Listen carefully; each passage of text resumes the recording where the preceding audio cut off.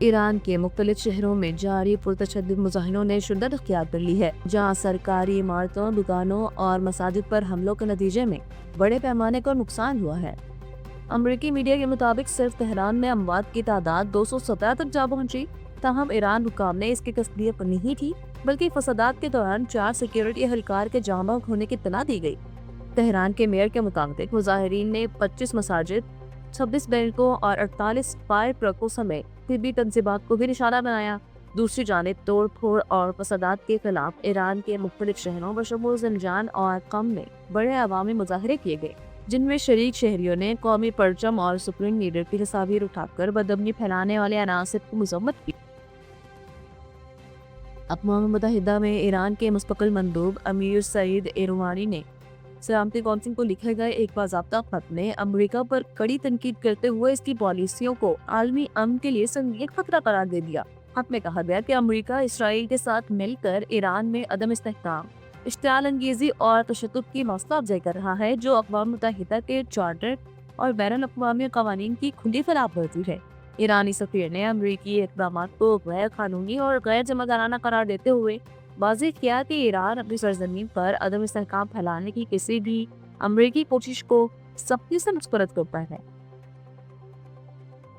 امریکی صدر Donald Trump نے وائٹ ہاؤس میں آئل ایگزیکٹو سے ملاقات کے دوران اعلان کیا کہ امریکہ ونزویلا کی تیل کی صنعت کو دوبارہ تعمیر کرنے کے لیے $100 ارب تک سرمایہ کاری پر غور کر رہا ہے۔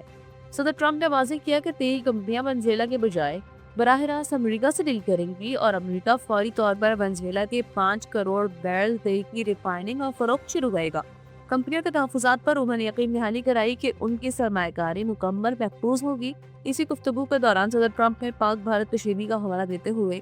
دعویٰ کیا کہ اگر وہ نہ ہوتے تو دونوں ملکوں میں جنگ جاری رہتی، جبکہ ہم نے یہ بھی دعویٰ کیا کہ ایران میں مظاہرین نے ان کے نام پر سڑک منسوب کر دی ہے۔ بلومبرگ نے انکشاف کیا ہے کہ ترکیہ نے پاکستان اور سعودی عرب کے درمیان ہونے والے تاریخی دفاعی اتحاد میں شامل ہونے کی شدید دلچسپی ظاہر کرتی ہے، جس کے بعد تینوں ممالک کے درمیان معاہدوں کے لیے بات چیت اگلے مرحلے میں داخل ہو گئی ہے۔ رپورٹ کے مطابق یہ اتحاد نیٹو کے آرٹیکل 5 کی طرز پر ہے، جس کے تحت کسی ایک ملک پر حملہ تینوں ملک پر حملہ تصور کیا جائے گا۔ ماہرین کا ماننا ہے کہ پاکستان، ترکیہ اور سعودی عرب کا یہ سہ فریقی دفاعی بلاک مشرق وسطیٰ اور عالمی سطح پر طاقت کا توازن مکمل طور پر تبدیل کرنے کی صلاحیت رکھتا ہے۔ واضح رہے کہ پاکستان اور سعودی عرب نے گزشتہ سال ستمبر میں اس دفاعی معاہدے پر دستخط کیے تھے، اور اب ترکیہ کی ممکنہ شمولیت اس اتحاد کو مزید تصویراتی وسعت دے گی۔ اسلام آباد میں 24 گھنٹوں کے دوران ڈکیتی، رہزنی اور چوری کی 5 وارداتوں نے شہریوں میں خوف و ہراس پھیلا دی۔ وفاقی دارالحکومت کے سیکٹر G7 میں مسلح ڈاکو ایک گھر میں داخل ہو کر اہل خانہ کو یرغمال بنا کر 8 تولہ سونا اور ہزاروں روپے نقد لوٹ کر بآسانی فرار ہو گئے،